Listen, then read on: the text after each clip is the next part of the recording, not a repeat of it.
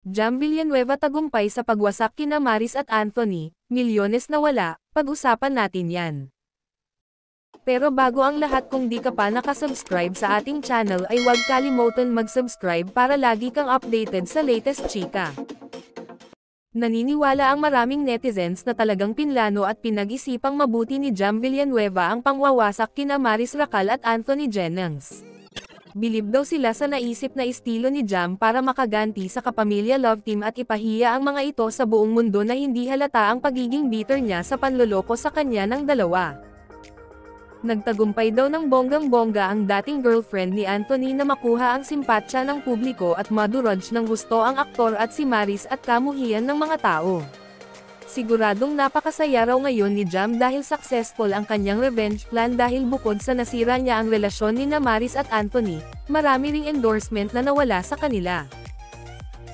Hindi man daw aminin ng dalaga, at kahit ulit-ulitin niya ang pagsasabing hindi niya ginusto na mawasak ang career ni Maris at Anthony ay hindi naniniwala ang netizens dahil sa isang taong niloko ng paulit-ulit, paghihiganti lamang ang magpapatahimik sa kanilang puso't isipan. Sa kabila ng pagsusori ng dalawa ay patuloy pa rin silang ninanega at binabatikos ng mga tao na akala mo'y nakagawa sila ng matinding krimen sa panloloko nila kay Jam.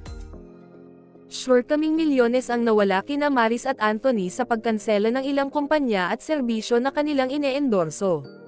Kaya siguradong sising-sisi na sila sa kanilang nagawang kasalanan kay Jam. Agree rin ang maraming netizens sa Facebook post ng social media personality na si Sian Gaza tungkol sa mga naging revelasyon ni Jam. Ayon kay Sian, inexpose ni ate lahat ng mga screenshots and photos kasi gusto niyang makapaghiganti. That's it. Period. Gumawa lang siya ng straight English statements to cover up that fact para hindi siya magmukhang desperada. She packaged the expose very well para hindi siya magmukhang cheap pay. Pero ang bottom line ng lahat ng ito, revenge sa dalawa. Tigil-tigilan nyo na ang paggawa ng mga makabagbag damdaming post about empowerment chuchu because it is not appropriate. Full of pretensions and sugarcoating. Nakakadiri lang. Ang totoong lesson na mapupulot natin sa kanya na walang halong kaplastikan, minsan ay mas okay din na hindi mo ipagpasadiyos ang mga bagay-bagay. Minsan ay mas okay din na makapaghiganti ka at masira mo yung buhay nila. Na huwag mo sila hayaang maging masaya pagkatapos ng lahat ng ginawa nila sayo. Na hindi ka dapat maging mabait sa lahat ng pagkakataon. Na minsan ay kailangan nating maging masama at handang lumaban upang hindi tayo api-apihin ng mundo, ang buong pahayag ng tinaguriang pambansang Marites. Anong masasabi nyo sa ating chismis ngayon? Mag-comment na at subscribe para updated ka sa latest chika na gaya nito. Maraming salamat po.